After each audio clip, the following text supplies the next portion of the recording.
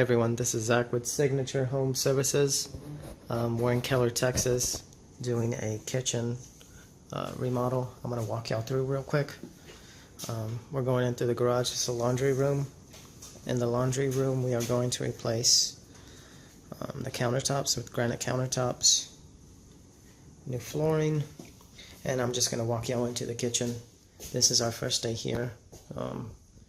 We did some prepping to keep the dust from going where it shouldn't be going.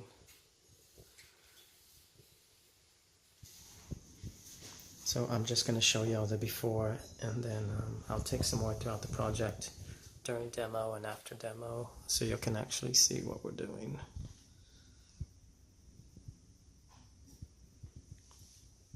So the main thing about this kitchen is this wall where the stovetop is, that wall's actually getting removed. And we're going to be putting a beam in there. And we don't know right now if we're going to do a flush beam or